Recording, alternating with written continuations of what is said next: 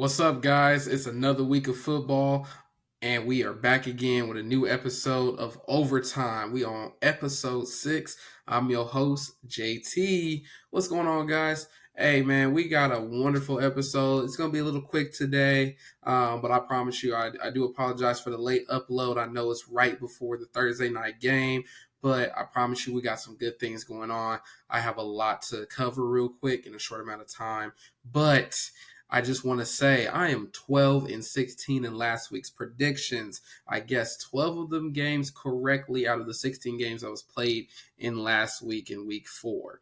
I think I'm on a roll, guys. I feel it. I feel it hot. I feel like you guys need to get some parlays ready. We about to make some money in this. We doing a lot of things over here in Overtime, and I'm glad that a lot of people are supporting the channel. Please keep liking, sharing, share with your friends, share the podcast.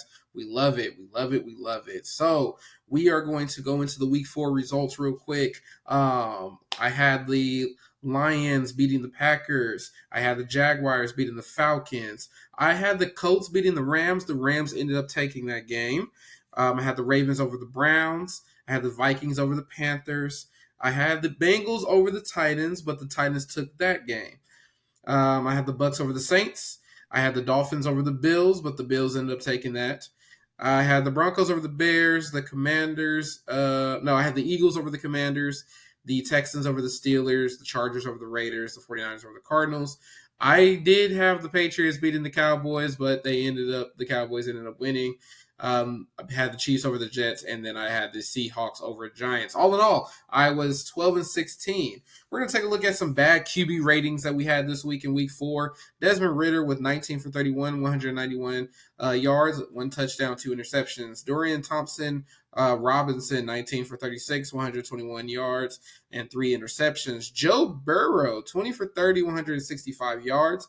Derek Carr, 23 37, 127 yards. Mac Jones, 12 and 21 for 150 yards and 2 interceptions. I think that some of this stuff, I don't know what's going on. I think we have to really take into consideration what's happening with some of the quarterbacks around the league. Derek Carr coming back for that injury. Kind of can understand it. Mac Jones, he's not leading the Patriots offense the way Bill Belichick wants him to. Desmond Ridder, the Falcons were on fire, and then this week it kind of crumpled away in the Jaguars game. But I think the main person that we want to talk about here is Joe Burrow. Joe Burrow has not been having a great season. I think this is something to look at, really. What is going on with Joe Burrow? Is he injured? Is he not feeling it? Like, we need to figure this out. The Bengals need to figure this out very quickly if they want to make another playoff run. We're going to go into some football news. So Caleb Williams, I want to talk about Caleb Williams for a second. Caleb Williams is probably one of the hottest quarterbacks to be coming out of college football. He's very unprecedented. He's very good. He has listed, so a little backstory on Caleb Williams. He plays for USC. He's a junior, I believe. He's going to go into a senior year next year if he stays. His father and himself said if the first round is not into a good situation for the NFL, then he won't declare for the draft. He will miss the draft process, and he will continue on into his senior year. And he has listed the 5 teams that he would want to play with. The Cowboys, the Raiders, the Vikings, the Giants, and the 49ers. I'm going to tell you right now, the teams that he listed is not going to go well with the updated draft order as of week 5. This could always change, but as of week 5, the draft order is Bears, Vikings, Broncos, and Bengals. So if he's lucky, he could play for one of those teams, and that would be the Vikings if they were able to snag the number 1 pick, because as of right now, that's where their draft order is. I think, though, I honestly think, I understand the Bears' thought process about it. The Bears, they can go out, they can tank the season, they can get rid of Justin Fields, you get Caleb Williams, you get Marvin Harrison Jr. That's your future right there. But I understand Caleb Williams and his father's situation. They don't want to go into a bad situation, because this is my thing about it. I understand that a lot of players can't choose who drafts them. I understand that. But I think there should be some type of accountability for the teams that are bad. I think personally, and I think I said this last week, I'm gonna say it again. It's time for the NFL to move into the lottery. The draft lottery has to go into effect for the NFL, because if not, a lot of these college players will take their talent somewhere else and wait for better situations for them. That's just the cold hearted truth. A lot of these players are not looking forward to playing for these bad teams. Bad teams and bad management, bad coaching creates bad players. That's literally, if you look at all the great college quarterbacks that has come out of college, Matt Leinart, Mark Sanchez, RG3, they went into terrible situations. Sure, Matt Leinart went onto an Arizona Cardinals team fresh off a Super Bowl appearance, but he still had a short end of the stick. Mark Sanchez went to a bad Jets team. Yes, you had to Darrelle Revis. It was still a bad situation for him. RG3, the Redskins expected him to take them to the Super Bowl first year. He tore his Achilles. Bad situations create bad players, and that's just what it is. I feel it. I wholeheartedly feel it. And the reason why Caleb Williams wouldn't probably play for these other teams is how I predicted. The Cowboys already have their quarterbacks. If Dak Prescott doesn't perform this year, then he's out. Trey Lance is in. The Raiders, the Raiders will probably be in that top 10 type of thing. But if Josh McDaniels is there, he won't benefit like he thinks he will. The Vikings, I don't see the Vikings taking Caleb Williams just because I think Kirk Cousins still got a lot in the tank. I know they're losing right now, but when you look at the statistics, Kirk Cousins is one of the highest rated quarterbacks in the league right now, so it can't all be him. He can't be all bad. Then you have the Broncos on that, or not the Broncos. Then he wants to go play for the Giants. The Giants are paying $40 million to a trash quarterback in the first place. I don't think they're gonna want to pay for another quarterback and then have to figure out how to pay Daniel Jones. And then last but not least is 49ers. The 49ers have already found their golden ticket. They found Brock Purdy. Brock Purdy is good. It's time for people to stop with the Brock Purdy slander. Brock Purdy is a very good player. It's time to go away from the slander from Brock Purdy. So that's my take on the Caleb Williams situation. I truly believe Caleb Williams will be a very capable quarterback for a good team. It just depends on the team who wants to take that chance on him. So, with the Bears having the first 2 draft picks as of this moment, they might actually chance it and tank the season to try to get a quarterback and a receiver set just because of the situation that's going on with the Bears. So that's all I got for the Caleb Williams situation. We're going to move on. I wanted to talk about the worst teams in the NFL right now. In each division, there's a worst team. Right now in the AFC East, the worst team in that division would be the Patriots. They're 1-3. What's going on with the Patriots? I think a lot of people are starting to realize that the legacy of Bill Belichick is not Bill Belichick. It's actually Tom Brady. Tom Brady gave him that stance as one of the best coaches, but it's only because of Tom Brady's doing. You put that coach with anybody else, I don't think you're seeing the results. He had Mac Jones, Bailey Zappi, whatever. He can't win. Bill Belichick cannot win with these quarterbacks, with this team. Honestly, I think this season will probably be the last of Bill Belichick if he's smart. But the Patriots right now are not looking too good. The Jets, out of that same division, the AFC East, the Jets are 1-3 as well. I don't think the Jets are bad still. Like I'll still put it on there. The Jets are not bad. They just need a consistent quarterback who they're going to rely on to throw the ball. They have the receivers, they have the defense, they have the run game. You just need the quarterback. A coworker of mine yesterday said that without a decent quarterback, your team just doesn't function. Zach Wilson will benefit somewhere else, while the Jets need to figure out who's the quarterback that's going to benefit them until Aaron Rodgers comes back, or if it's Aaron Rodgers last season. That's going to be kind of like the killer there on that type. You move over to the AFC South. They are all 2-2 right now. So the Texans, the Colts,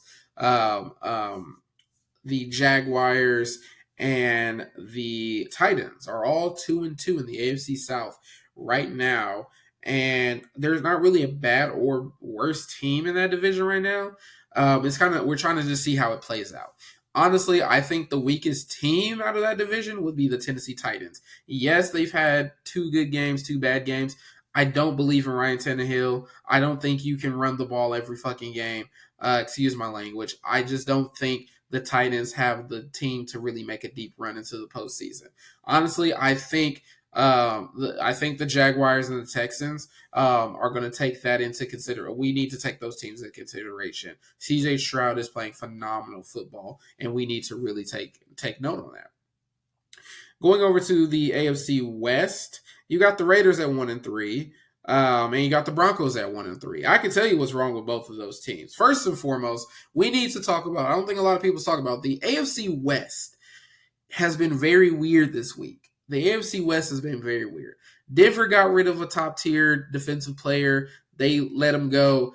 The Chargers traded, is it JC, whatever, Jackson back to the Patriots where he came from. And then Chandler Jones gets dropped by the Raiders.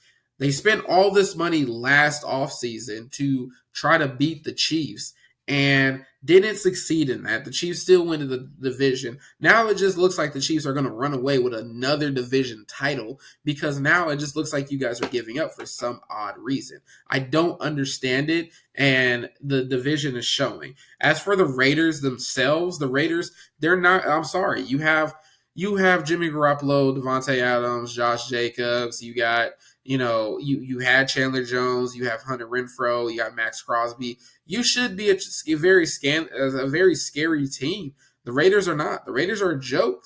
Josh McDaniels is a joke. He's a bad coach. It is what it is. I don't think the Raiders are good. And same thing goes for the Broncos. The Broncos, you did a lot and did a little. That's how you get little reward. Yeah, you won against the Bears. It's the Bears.